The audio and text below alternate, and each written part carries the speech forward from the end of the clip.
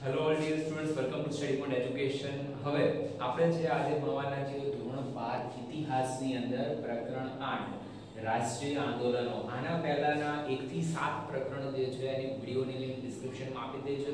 બધા જ આર્ટ્સના આપણે ધોરણ 12, 11 અને 12 આર્ટ્સના તમામ વિડિયોઝ જે છે આપણી ચેનલ પર અવેલેબલ રહેશે. એટલે વિદ્યાર્થી મિત્રો, ચેનલ સબસ્ક્રાઇબ કર્યા વગર વિડિયોઝ જોતા નહીં. જેટલા પણ વિડિયોઝ જોવો એમાં સૌથી પહેલા ચેનલ સબસ્ક્રાઇબ કરી છે તેની એક ખાસ ચેક કરી લો. સબસ્ક્રાઇબ કરેલી હશે એટલે તમને જેટલા પણ નવા વિડિયોઝ આવશે એની અપડેટ મળશે.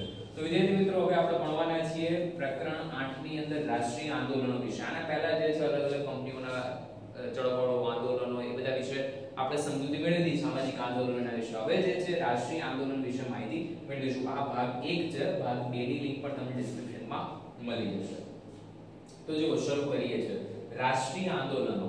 તો હિન્દી રાષ્ટ્રીય મહાસભા ઇન્ડિયન નેશનલ કોંગ્રેસની સ્થાપના જે છે એ સાથે ભારતીય ઇતિહાસનું મહત્વનું અને ગૌરવશાળી પ્રકરણ શરૂ થયું. હવે જ્યારે કોંગ્રેસની સ્થાપના થઈ, કોંગ્રેસ એ નહીં કે જે અત્યારે ખાલી પાર્ટી ચાલે છે. કોંગ્રેસ શું છે? કોંગ્રેસ છે હિન્દી રાષ્ટ્રીય મહાસભા, જેનું નામ છે નેશનલ ઇન્ડિયન નેશનલ કોંગ્રેસ, બરાબર, મહાસભા. એની જે છે એ સ્થાપના થઈ અને એ સ્થાપના થઈ એટલે ઘણી બધી પરિવર્તનો આવ્યા રાષ્ટ્રીય આંદોલનોની અંદર અને તેનો અત્રે અભ્યાસ આપણે કરવાનો છે. પહેલા આપણે હિન્દી રાષ્ટ્રીય મહાસભાના ઉદ્ભવ અને વિકાસ માટે કારણભૂત પરિબળો તથા પુરોગામી સંસ્થાઓ તેમજ તેના પ્રારંભિક તબક્કા 1885 થી 1919 સુધીની કાયમગીરીમાં જે કે પણ સંક્ષિપ્ત અહેવાલ છે આપણે મેળવીશું કે આટલા સમયગાળાની અંદર 1885 થી 1919 સુધી કેટલી રાષ્ટ્રીય આંદોલનો થયા, કઈ કઈ પ્રવૃત્તિઓ એની અંદર થઈ, એનો આપણે અભ્યાસ કરવાના છીએ.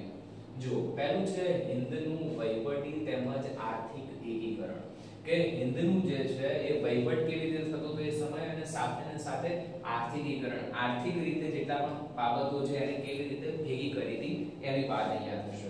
તો જો 1857 ના સ્વાતંત્ર્ય સંગ્રામને અંતે કંપનીનું શાસન સમાપ્ત થતા બ્રિટિશ તાજનું સીધું શાસન સ્થાપિત થયું. ધીરે ધીરે જે સ્વાતંત્ર્ય સંગ્રામનો અંત આવ્યો 1857 ના આપણે વિપ્લવો ખબર છે.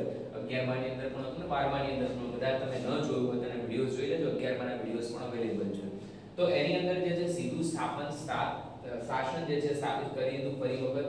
તેની કેટલીક તત્કાલીન તથા દૂરગામી અસરો થઈ. એની ઘણી બધી અસરો પણ થઈ. કેટલી અસરો થઈ તો એની અંદર જોઈએ તો બ્રિટિશ સરકારનું સીધું શાસન સ્થપાતા તેની વહીવટી, રાજકીય, લશ્કરી, આર્થિક, સામાજિક તથા ધાર્મિક નીતિ જે છે એમાં મહત્વના ફેરફારો થયા અને શાસક અને શાસિત વચ્ચેના પરસ્પરના અંતર તથા અવિશ્વાસના સંગ્રામનું એક મહત્વનું કારણ ગણવામાં આવ્યું. હવે જો અહીંયા એક વસ્તુ ખાસ સમજવા જેવી છે. શું વસ્તુ થાય છે? બ્રિટિશ સરકારનું સીધું જ્યારે શાસન આવી જાય છે ત્યારે તમને પ્રશ્ન કરે બ્રિટિશ શાસનની સીધી અસરો કઈ હતી? તો સીધી અસરો ક્યાં પડી હતી? વહીવટી પર પડી, રાજકીય, લશ્કરી, આર્થિક, સામાજિક તથા ધાર્મિક. આ વસ્તુ યાદ રાખજો. આટલા જે 6 પાસાઓ છે યાદ રાખો: વહીવટી, રાજકીય, લશ્કરી, આર્થિક, સામાજિક અને ધાર્મિક. આ બધાની અંદર બહુ મહત્વના ફેરફારો થયા. કેવા થયા? તો શાસક અને શાસિત વચ્ચેના પરસ્પરના અંતર તથા અવિશ્વાસના જે સંગ્રામનું એક મહત્વનું કારણ ગણવામાં આવ્યું હતું. આ દૂર કરવા માટે હિન્દીઓએ વહીવટમાં સામેલ કરવા જરૂરી હતું. સાથે કંપની સરકારે વર્ગીય અને શાસકીય ચડિયાતાપણાના ખ્યાલને લીધે હિન્દીઓને સરકારી હોદ્દાથી વંચિત રખાતા હતા. હવે જો આ એક વસ્તુ બહુ ઘણા ઓછા વિદ્યાર્થીઓને ખબર છે કે જ્યારે અંગ્રેજોનું શાસન પદ્ધતિ હતી તો ત્યારે એ લોકો એવા કાયદા બનાવ્યા હતા કે જેના લીધે હિન્દી લોકો એટલે કે હિન્દુસ્તાનની અંદર જતા ભારતીય લોકો જે છે એક કોઈ પણ શાસનની દરમિયાન ઊંચા હોદ્દા પર ન જઈ શકે. અત્યારે દાખલા તરીકે આપણે પોલીસ હોદ્દાની વાત કરીએ, આઈપીએસ ઓફિસર જે છે ઘણી મોટી પોસ્ટ કહેવાય. તો એવી પોસ્ટ ત્યારે મળતી નહીં. હવલદાર, હેડ કોન્સ્ટેબલ, હવલદાર કહીએ એટલે કોન્સ્ટેબલ કહેવાય. એનાથી ઉપર હોય હવલદાર, મોટા હવલદાર જે હેડ કોન્સ્ટેબલ આપણે કહીએ. તો બસ એટલી જ પોસ્ટ, એનાથી વધારે કંઈ જઈ ન શકે. તો એવા કાયમી રીતે વંચિત રાખી દીધા. ભારતની અંદર રહેવાનું, ભારતના લોકોને લાયકાત છતાં પણ નહીં આપવાની નોકરી. લાયકાતના ધોરણે હિન્દીઓને વહીવટમાં સામેલ કરવાની ચાર્ટર્ડ એકાઉન્ટ એક્ટ 1833 ની જોગવાઈનો અમલ થયો ન હતો. આમ તો અમલ થતો કાયદાકીય રીતે ભારતની અંદર 1833 ની અંદર એક કાયદો આવી ગયો હતો, ચાર્ટર એક્ટ 1833. એની અંદર સ્પષ્ટ કીધું હતું કે ભારતીય લોકોને આ રોજગારી આપવી પડશે, પણ એવું થતું ન હતું. કંપની સરકારની આર્થિક નીતિને ભારતને પાયમાલ કર્યું અને તેણે નાખેલા ભારે જમીન મહેસૂલ તથા તેણે જે રોપેલા જમીનદાર વર્ગની ખેડૂતોને ભારે શોષણ થયું. હવે એ લોકોએ જે નીતિ ઘડી હતી તેનાથી ભારતીય લોકો છે એના ઉપર ઘણી બધી વિપરીત અસર થઈ, કેમ કે એ લોકોની ખેતી સૌથી પહેલા તો ભાંગી પડી. ખેતી ભાંગી પડી એટલે હિન્દુઓની જે ખેડૂતો છે બેહાલ બન્યા અને સરકારની કહેવાતી મુક્ત વેપારની નીતિથી હિંદના વેપાર અને ઉદ્યોગોના વેપાર પણ ભાંગી પડ્યા હતા. જેવી ખેતી જે છે ભારતની અંદર વર્ષોથી ખેતી મુખ્ય વ્યવસાય ગણવામાં આવે છે. ખેતીના લીધે સમગ્ર અર્થવ્યવસ્થા જે ભારતની ચાલે છે. તો એના લીધે શું થયું, જ્યારે ખેતી ન રહી તો ત્યાંથી પછી આર્થિક વ્યવહાર આગળ વધી શકે નહીં. આથી ભારતના ઉદ્યોગ ધંધા નાશ પામે તથા તેનો કારીગર વર્ગ જે છે બેકાર બન્યો. બ્રિટિશ સરકારે કંપની શાસનની આ નીતિની અંદર કંઈક ફેરફાર કર્યો નહીં અને આનાથી ભારતની અંદર બેકારી અને ભૂખમરા વધતા રહ્યા. હવે વિલિયમ હન્ટરે શું કરે છે, એણે નોંધ્યા પ્રમાણે લાખો હિન્દીઓને એક ટંકનું જે છે ભોજનથી ચલાવી લેવું પડતું. ક્યારે 1880 ની અંદર વિલિયમ હન્ટરે વાત કરી કે એ લોકો એક ટંકથી ભોજન ચલાવ્યું ત્યારે પરિસ્થિતિ ખરાબ હતી. ભારતીય મંત્રી સેલિસબરીએ ઈસવીસન 1875 માં એ પણ સ્વીકાર્યું કે બ્રિટિશ શાસનને ભારતને આર્થિક રીતે નીચોવાને સફેદ પૂણી જેવું બનવાની દીધું હતું. કે કંપની નક્કી જ કરે કે ભારતનું આવીને હવે શોષણ જ કરવાનું છે, એમને કશા કાયદાકીય હક કશું આપવાનું નથી આપણે. ઉપરાંત 19મી સદીની અંદર દરમિયાન અવારનવાર પડેલા દુષ્કાળોએ ભારતના લોકોને વિષમ સ્થિતિની અંદર વધારો કર્યો, કારણ કે દુષ્કાળ પડે એટલે વધારે આગળ તો ખેડૂતોની પાસે જમીન રહી નહીં અને એમાં પણ દુષ્કાળ પડે. પાણીની સિંચાઈની અત્યારે જે વ્યવસ્થા છે એ વ્યવસ્થાઓ ત્યારે નથી. સરકારે લોકોને સમયસર રાહત આપી ન હતી અને એના કારણે ઘણા બધા પરિણામમાં લોકોનો અસંતોષ વધતો ગયો બ્રિટિશ સરકારની ઉપર. પાશ્ચાત્ય વિચારો તેમજ શિક્ષણનો હિન્દ પરનો પ્રભાવ. બીજી વસ્તુ વિદ્યાર્થી મિત્રો ખાસ કહી દઉં, આપણી સ્પેશિયલ એપ્લિકેશન આવી ગઈ છે. તમને ડિસ્ક્રિપ્શનની અંદર તમને એની લિંક મળી જશે. એપ્લિકેશનની અંદર તમારા તમામ જે ધોરણ 11 તથા 12 આર્ટ્સના જેટલા પણ સ્ટુડન્ટ છે એ લોકોના માટેના સ્પેશિયલ માસ્ટર કોર્સ ચાલુ કર્યા છે આપણે. ઓકે, તો માસ્ટર કોર્સની અંદર તમે જોઈન થશો એટલે ક્યાંય પણ ખાસ વસ્તુ યાદ રાખજો, ટ્યુશનમાં જવાની જરૂર નથી. ઘરે બેઠા સારામાં સારું શિક્ષણ તમે મેળવી શકશો એપ્લિકેશનની અંદર. એપ્લિકેશન લિંક તમને આપી દઉં છું. સાથે નીચે તમને અમારો WhatsApp નંબર પણ છે અને સાથે નંબર પણ તમે કોલ પણ કરી શકશો. બરાબર, તો એ નંબર પર કોલ કરીને પૂછવાનું જરા પણ ભૂલતા નહીં. તમારે ટ્યુશન રખાયું હશે તો પણ એટલી તમને મદદ મળશે એપ્લિકેશનની અંદરથી આર્ટ્સની. સાથે કદાચ ટ્યુશનની અંદર નથી જતા એક્સટર્નલ સ્ટુડન્ટ છો તો બહુ જ મજા આવશે એની અંદર ભણવાની. ખાસ એકવાર નીચે ડિસ્ક્રિપ્શનની અંદર જઈને કોલ કરો, WhatsApp કરો અને એપ્લિકેશનને ડાઉનલોડ કરીને માસ્ટર કોર્સની અંદર જોઈન થઈ જાઓ. જો વાત અહીંયા કરતા હતા પાશ્ચાત્ય વિચારો તેમજ શિક્ષણનો હિન્દ પરનો પ્રભાવ, તો ભારતમાં અંગ્રેજી કેળવણી દાખલ કરવાનો વિલિયમ બેન્ટિંગનો જે નિર્ણય જે છે એ ઘણો ઐતિહાસિક અને શક પરથી પરિણામ લેવો સાબિત થયો હતો. ઇંગ્લેન્ડની પાર્લામેન્ટે કંપનીને આદેશ આપ્યો. શું આદેશ આપ્યો હતો કે તેણે દર વર્ષે 1 લાખ રૂપિયા ભારતમાં કેળવણી, કલા તથા સંસ્કૃતિને ઉત્તેજન આપવા વાપરવાના છે. આવો નિર્ણય હતો કે આટલા રૂપિયા 1 લાખ રૂપિયા દર વર્ષે વાપરવાના. પરંતુ 1833 સુધી તો કંપનીએ ભારતમાં કેળવણીના વિકાસ અર્થે એક પાઈ પણ વાપરી ન હતી અને એ સમયે ભારતના લોકોને સંસ્કૃત અને ફારસી માધ્યમની કેળવણી આપવી અને અંગ્રેજી માધ્યમમાં આપવી તે પ્રશ્ન હતો. હવે શું થાય કે કઈ કેળવણી આપવી, કે આપણી સંસ્કૃતિ છે અહીંયા વિવિધતામાં એકતાની સંસ્કૃતિ છે. ઘણા હિન્દુ હોય, ઘણા મુસલમાનો, ઘણા પારસીઓ, તો કઈ માધ્યમની અંદર શિક્ષણ આપવું એ પણ એક વિપરીત પરિસ્થિતિ હતી ભારતની અંદર. સર ચાર્લ્સ ટ્રેવર્સે, રાજા રામમોહન રાય વગેરે અંગ્રેજી કેળવણીના હિમાયતી હતા એટલે એના સમર્થકો હતા કે અહીંયા અંગ્રેજી શાસન, અંગ્રેજી માધ્યમ હોવું જોઈએ. વિલિયમ બેન્ટિંગ પણ અંગ્રેજી કેળવણી અને પાશ્ચાત્ય જ્ઞાન વિજ્ઞાન ભારતમાં દાખલ કરવામાં મત હતો. એ લોકો પણ ઈચ્છતા હતા કે ભારતના જ્ઞાન વિજ્ઞાન અંગ્રેજી માધ્યમથી વિકસે અને તેમણે કેળવણીના પ્રશ્નોનું અવલોકન કરવા માટે કેળવણી મંચ નિર્મિત. એ મંચના પ્રમુખ પદે ટી.બી. મેકોલની જે છે નિમણૂક કરી. 1835માં ફેબ્રુઆરીમાં મેકોલે પોતાને અહેવાલ આપ્યો. હવે મેકોલે જે છે એ ભારતીય શૈક્ષણિક પદ્ધતિ જે છે ને આપણી જે અત્યારે આપણે ભણી રહ્યા છે ને અત્યારે જે પણ આપણે ચેપ્ટર્સ છે આ બધી જ વસ્તુ આ નવી પદ્ધતિ છે આ મેકોલે આપેલી છે. આપણી શૈક્ષણિક પદ્ધતિ યાદ રાખજો કોણે આપી, તો એનો આખો અહેવાલ જે છે મેકોલે રજૂ કર્યો અને આખી પદ્ધતિ બનાવી. આ રીતની ભારતની અંદર શિક્ષણ આપવાનું છે અને તેને પાશ્ચાત્ય શિક્ષણને ઉત્તેજન આપવાની હિમાયત કરી અને વિલિયમ બેન્ટિંગે આ અહેવાલને સ્વીકારી લીધો. હવે તે પછી ગવર્નર જનરલ ડેલહાઉસી ના સમયની અંદર 1848 થી 1856 ના અંદર સર ચાર્લ્સ વુડ નામના અધિકારીએ ભારતીય શિક્ષણના મેગા કાર્ય તરીકે જાણીતા શિક્ષણનો ખરડો જે છે પસાર કરીને કેળવણીની દિશામાં ઝડપી ગતિ કરી. હવે શું કરે છે અહીંયા જે છે એ જનરલ ડેલહાઉસી જે છે એક નવો ખરડો પસાર કરે છે, નવી રીતિ લાવે છે.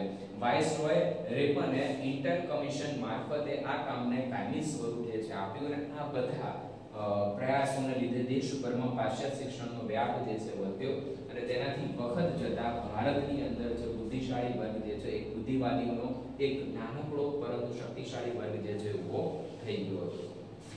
હવે શું થાય છે તેણે યુરોપ અને ઇંગ્લેન્ડના ઇતિહાસ અને તેમના ખ્યાતનામ લેખકોનો અભ્યાસ કર્યો.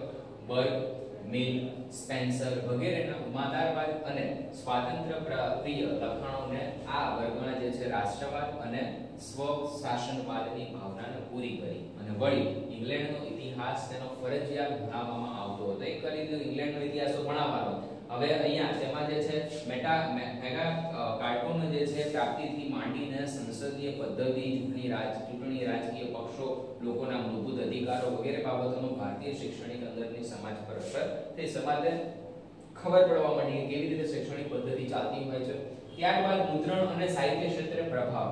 હવે શું થાય છે ભારતીય ચેતના ફેલાવવામાં વર્તમાનપત્રો અને સાહિત્યને પણ નોંધપાત્ર ફાળો આપ્યો છે કે લોકોને જાગૃત કરે કે આપણે જે છે આઝાદી માટે લડવું જોઈએ. અહીંયા મુદ્રણ ક્ષેત્રે ભારતની અંદર છેક 16મા સૈકાથી પોર્ટુગીઝો દ્વારા પ્રારંભ થઈ ચૂક્યો હતો. ત્યારબાદ 17મા સૈકામાં જે છે એ મુંબઈની અંદર ભીમજી પારેખ નામના ગુજરાતી વણિક હતા અને તેમણે જે છે બ્રિટિશ ઈસ્ટ ઇન્ડિયા કંપનીએ મુદ્રણાલયો સ્થાપનાની અંદર ત્યારબાદ 18મા સૈકામાં કોલકાતા, મદ્રાસ અને મુંબઈ જેવા મોટા શહેરોની અંદર આવ્યા અને મુદ્રણાલયો જે છે એ શરૂ થયા, જેને લીધે ગ્રંથો, પત્રિકાઓ, સામાયિકો અને વર્તમાનપત્રો છપાઈને લોકો સુધી પહોંચવા માંડ્યા. આ બધી વસ્તુઓ જે પ્રિન્ટિંગ પ્રેસ જે છે શરૂ થઈ ગઈ અને એના લીધે લોકોને જે છે ઇન્ફોર્મેશન મળવાની શરૂ થઈ. અને આવા સમયમાં ઈસવીસન 1780 ની અંદર બંગાળમાં કોલકાતા મુકામે જેમ્સ ઓગસ્ટ જે છે એ દિલ્હી નામના અંગ્રેજે બેંગોલ ગેઝેટ યાદ રાખજો. સૌથી પહેલું સર્વપ્રથમ એક વર્તમાન પત્ર છે, સમાચાર પત્ર, જેનું નામ છે બેંગાલ ગેઝેટ, એની જે છે શરૂઆત કરી અને વાણી સ્વાતંત્ર્ય, વૈચારિક અભિવ્યક્તિ અને વર્તમાન પત્રકારિતાના જે ક્ષેત્રે ઉચ્ચ માપદંડોની પણ સ્થાપના કરી. ત્યારબાદ આ અરસાની અંદર હિન્દુની ભાષાઓમાં પ્રસિદ્ધ થતા અખબારોની પણ સંખ્યા જે છે સારો વધારો થયો. ધીમે ધીમે એક વ્યક્તિ શરૂ કરે પછી ધીમે ધીમે પત્રકારિતા પણ શરૂ થઈ ગઈ. ઈસવીસન 1888 સુધીમાં બંગાળની અંદર લગભગ 62 અને મુંબઈ ઇલાકાની અંદર આશરે 100 તથા મદ્રાસ પ્રાંતની અંદર 50 જેટલા વર્તમાનપત્રો દેશી ભાષાઓમાં પ્રસિદ્ધ થતા હતા. અલગ વર્તમાનપત્રો અલગ ભાષાની અંદર છપાવાના શરૂ થઈ ગયા અને આ ઉપરાંત અંગ્રેજી ભાષા પણ સારી સંખ્યાની અંદર અખબારો પ્રગટ થતા હતા. તેની અંદર ખાસ કરીને કોલકાતાની અંદર પ્રસિદ્ધ હતું પેટ્રિક અખબારનું નામ છે. એના પછી ઇન્ડિયન મિરર અત્યારે પણ આવે છે, એની અત્યારે પણ પ્રિન્ટ આવે છે. એના પછી અમૃત બજાર પત્રિકા નામના અખબારો જે છે સરકારના અન્યાયી કાર્યો, ગળીના ખેતરોની અંદર કામ કરતા મજૂરો પરના અત્યાચારો વગેરેને જે છે આકરી ટીકા કરીને પ્રજામત જાગૃત કર્યો હતો અને લોકમાન્ય ટિળકના માર્ગદર્શન હેઠળ પ્રસિદ્ધિ થતા કેસરી અને મરાઠા સાપ્તાહિકોને પણ રાષ્ટ્રવાદને ફેલાવવામાં મહત્વના ફાળો આપ્યો હતો. મદ્રાસથી પ્રસિદ્ધ થતા હિન્દુ નામના વર્તમાનપત્ર પણ દક્ષિણમાં રાષ્ટ્રીય ચેતનાના ફેલાવવામાં મહત્વનો ફાળો આપ્યો હતો. આજે હિન્દુ જે છે આ હિન્દુ અખબાર અત્યારે હાલ પણ આવે છે ઇંગ્લિશની અંદર, જેનું નામ છે ધ હિન્દુ. અત્યારે નામ છે અખબાર અને બહુ ફેમસ અખબાર છે, બરાબર, ધ હિન્દુ. ત્યાર પછી ભારતમાં વર્તમાનપત્રો પ્રચલિત બનતા લોકજાગૃતિ વધી. દેશભરની અંદર જે છે એ અંગ્રેજી માધ્યમોના શિક્ષણને લીધે અંગ્રેજી ઉપરાંત ગુજરાતી, મરાઠી, બંગાળ, તમિલ, તેલુગુ, મલયાલમ, કન્નડ, પંજાબી, ઉર્દુ અને હિન્દી ભાષાઓની અંદર પણ ઘણું બધું સાહિત્ય જે છે રચવામાં માંડ્યું. ધીમે ધીમે નવું સાહિત્ય શરૂથી આવતું ગયું. લોકોને જ્ઞાન મળતું જાય. મુદ્રણ માધ્યમો પ્રિન્ટિંગ પ્રેસ શરૂ થઈ જાય. મુદ્રણ એટલે પ્રિન્ટિંગ પ્રેસ કહેવાય અને એની અંદરથી જે અલગ સાહિત્યો પુસ્તક આવવાના શરૂ થઈ છે અલગ અલગ ભાષાની અંદર. આમ બંને માધ્યમો દ્વારા તાત્કાલિક ભારતની અંદર ભારે પરિવર્તન આવ્યું. હવે ભારતની અંદરના ભવ્ય ભૂતકાળનું પુનઃ સંશોધન. આ સમય દરમિયાન હિન્દી સરકારના પુરાતત્વ ખાતાના વડા એલેક્ઝાન્ડર કનિંઘહામ તથા તેના જે છે મદદનીશોએ ભારતના અનેક પ્રાચીન સ્થળોએ ખોદકામ કરીને ભારતીય સંસ્કૃતિને ગૌરવ ગાતા અવશેષોની જે છે શોધી કાઢ્યા. અને આજ હર્ષાની અંદર ભગવાન લાલ ઇન્દ્ર જેવા જે છે ભારતીય પુરાતત્વવિદોએ પણ અનેક પુરાણો અવશેષો શોધી કાઢીને ભારતીયોને તેમના દેશની સંસ્કૃતિની ભવ્યતાનો ખ્યાલ થયો. લોકોને ખબર જ હતી કે આપણી સંસ્કૃતિ શું છે. શૈક્ષણિક પદ્ધતિ એવી કરી નાખી હતી, લોકોને ખબર જ હતી કે આપણી સંસ્કૃતિ શું છે. લોકોને એમ જ હતું કે પાશ્ચાત્ય સંસ્કૃતિ છે એ સારામાં સારી છે. પછી જે છે આ પુરાતત્વ ખાતાઓ બધું સંશોધન કર્યું અને ત્યાર પછી લોકોની અંદર જાગૃતિ આવી કે શું છે આપણી સંસ્કૃતિ.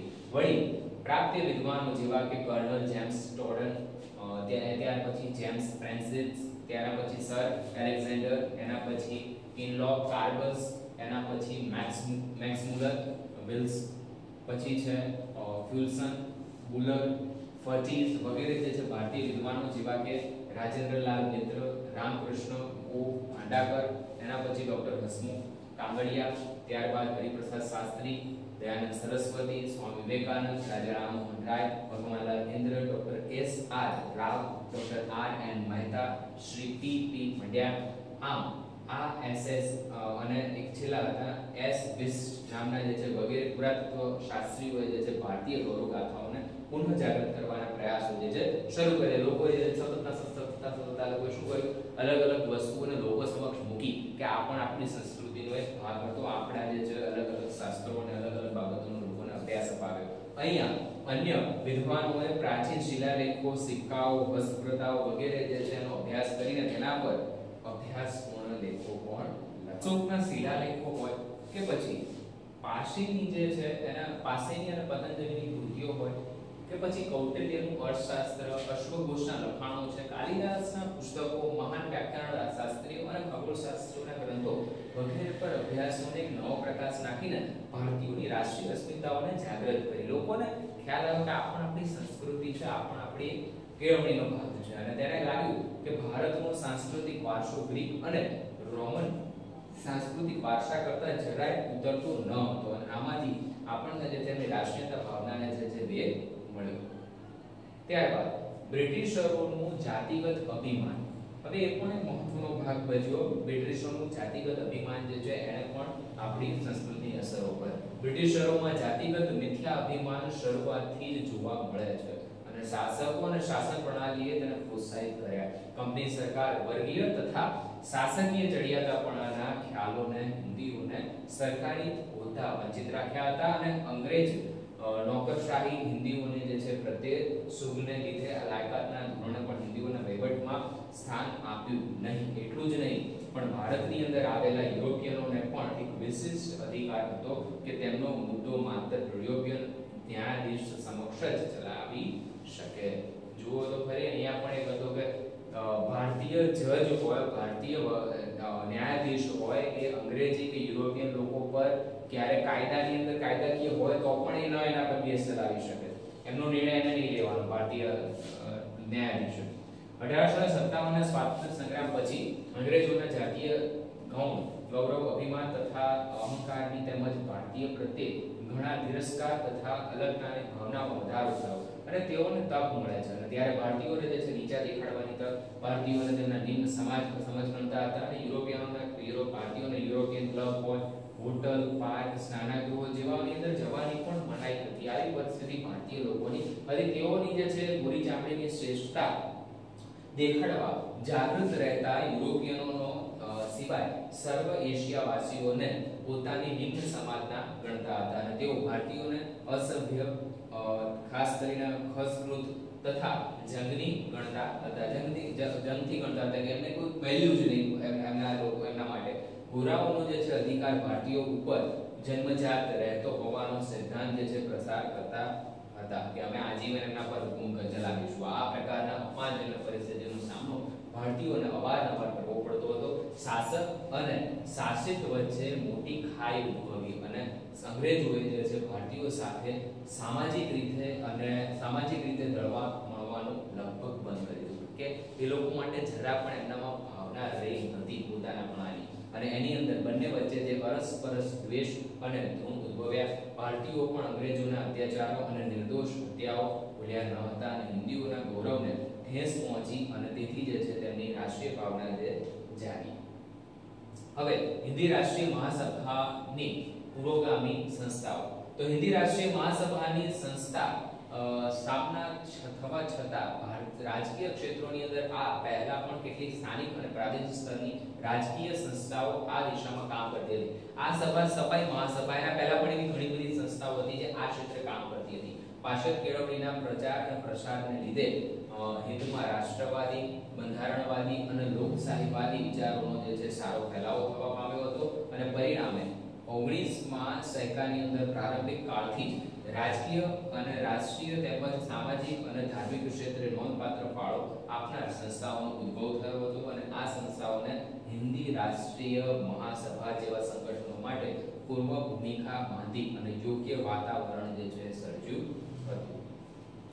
ત્યારબાદ ઇંગ્લેન્ડની સંસદે પસાર કરેલા ધારા અનુસાર કોઈ પણ ભારતીય જે છે ન્યાયાધીશ યુરોપિયન તથા ખ્રિસ્તી તહોમતદાર સામેનો જે છે કેસ ચલાવી શકે નહીં, ચલાવી પણ શકે નહીં અને ન્યાયપંચ ના સભ્ય પણ રહી શકે નહીં. એની ન્યાયપંચમાં પણ રહેવાનું એ લોકોના અલગ જ કાયદા રહેશે. આ અન્યાય અને અપમાનજનક ધારો રાજા રામમોહન રાય વિરોધ કર્યો. આ ધારો રદ કરવા માટે તેમણે અરજી કરી. હિન્દીઓની હજારો સહી કરાવી અને ઇંગ્લેન્ડની પાર્લામેન્ટની અંદર રજૂ કરી પણ તેનું કોઈ કારણાત્મક જે છે સ્વરૂપ પરિણામ આવ્યું નહીં. આ અન્યાય ધારો ચાલુ રહ્યો પરંતુ સરકારી જોગ ભરી નીતિનો વ્યવસ્થિત રીતે વિરોધ કરવા માટે જાગૃત હિન્દીઓની કોઈ પણ રાજકીય સંસ્થા હોવી જોઈએ અને એવો ખ્યાલ તે લોકોને વધારે દ્રઢ થવા લાગ્યો.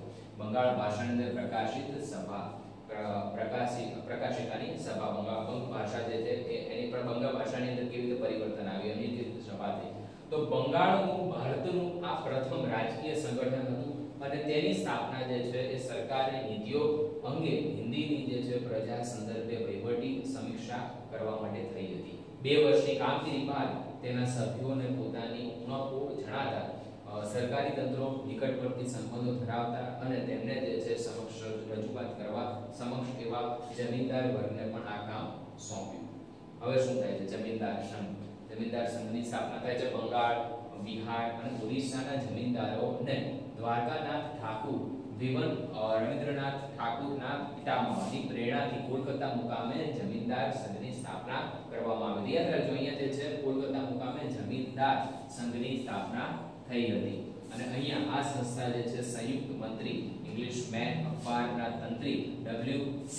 કેનિટ હતા અને આ સંસ્થાનો મુખ્ય ઉદ્દેશ્ય જમીનદારો અને હિન્દીઓના પ્રશ્નોની રજૂઆત અને નિરાકરણ લાવવાનો હતો અને આ માટે સંઘ બ્રિટિશના અથવા ત્યાંની સંસદમાં મિસ મી પોમ્સન નામના એક સાંસદની હિન્દીના હિતોને લગતી રજૂઆત કરનાર પ્રવક્તા તરીકે નિયુક્તિ કરી અને આ પ્રકારનો એક સર્વપ્રથમ રાજકીય પ્રયાસ થયો હતો કે જમીનદાર સંઘ દ્વારા એક રાજકીય પ્રસાર શરૂ થયો. સાંસદની પ્રતિનિધિત્વ કર્યું. British Indian Association. British Indian એસોસિએશનનું કાર્ય શું હતું?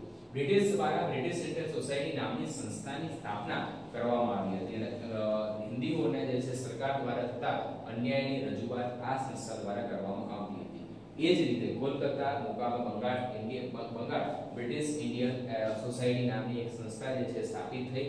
જો કે આ સંસ્થાન ઉચ્ચ વર્ગની અંદર તથા જમીનદારી વર્ગના જે લોકોનું જે પ્રતિનિધિત્વ એ લોકોના લોકો જ મોટા ભાગે કરતા હતા. આથી આમ જનતાને તેની પ્રવૃત્તિઓ વિશે વિશેષ માહિતી હતી અને આ બંને સંસ્થાઓની જે પ્રવૃત્તિ એકસરખી ન હોવાથી તેનું જોડાણ કરીને બ્રિટિશ ઇન્ડિયન એસોસિએશન નામની નવી સંસ્થા ઉદ્ભવી. આ સંસ્થાનું સ્વરૂપ રાષ્ટ્રીય સ્તરનું હતું અને દ્વારકાનાથ ઠાકુરના પુત્ર અને રવિન્દ્રનાથ ઠાકુરના પિતા દેવેન્દ્રનાથ ઠાકુરે તેની સ્થાપના કરી હતી અને તેની સંસ્થાની શાખાઓ મદ્રાસ, મુંબઈ વગેરે સ્થળોએ ખોલી હતી અને તેમના પ્રયત્નોથી ઈસવીસન 1861માં ધારામાં હિન્દીઓ જે છે એને સર્વપ્રથમ વખત પારાગૃહ થોડું સ્થાન આપવામાં આવ્યું હતું। બરાબર વિદ્યાર્થી મિત્રો, અહીંયા જે છે આ રીતે આપણે ખાસ કરીને અલગ અલગ બાબતોની અંદર અલગ અલગ સભાઓની ચર્ચા કરીએ છીએ। એમસીક્યુ ક્યાંય પૂછાઈ શકે છે આમાંથી, ખાસ એટલો મોટા ભાગના 5 માર્ક્સ કે આમાંથી પ્રશ્ન નહીં આવે। આયોજન મુદ્દો છે એમાંથી અમુક મુદ્દાઓ જે છે, જ્યાં દાખલા તરીકે આપણે વાત કરી આગળના મુદ્દાની અંદર હજી વાત કરીશું, રાજા રામમોહન રાય છે, બંગાળધર તિલક, બાળ ગંગાધર તિલક છે, એ બધાના ઉપરના તમારે 5 માર્ક્સના પ્રશ્નોમાં પૂછાય છે, 3 માર્ક્સની શોર્ટ નોટમાં પૂછાય છે, ટૂંક નોટ જેને આપણે કહીએ ટૂંક નોટ પણ તમને પૂછાશે। તો એની તૈયારી માટે ખાસ તૈયાર રહેજો વિદ્યાર્થી મિત્રો। આ રીતે જે છે ચેનલ સબસ્ક્રાઇબ કરી દેજો જે સબસ્ક્રાઇબ ન કરી હોય તો। વિદ્યાર્થી મિત્રો, સ્ટડી પોઈન્ટની અંદર જોડાવા બદલ આપ સૌનો ખૂબ ખૂબ આભાર। હવે આપણે જે છે આના પછીના યુનિટ્સની અંદર યુનિટ 2 ની આ જે ભાગ જે 2 જે છે આના પછીના વિડિયોની અંદર ચર્ચા કરવાની છે। ત્યાં સુધી ચેનલ સબસ્ક્રાઇબ કરી રાખજો, અગાઉના જે વિડિયોઝ છે જોઈ નાખો, એટલે તમારે બીજા વિષયો પર ત્યાંથી કવર થઈ જાય। પ્લેલિસ્ટની અંદર બધા જ વિડિયોઝ અવેલેબલ છે। ખાસ એક વસ્તુ કહું છું, આપણી એપ્લિકેશન ડાઉનલોડ કરી દેજો। ડિસ્ક્રિપ્શનની અંદર એની લિંક આપેલી છે, ડિસ્ક્રિપ્શનની અંદર WhatsApp ગ્રુપની પણ લિંક છે, WhatsAppમાં પણ જોઈન થઈ જજો। Thank you so much.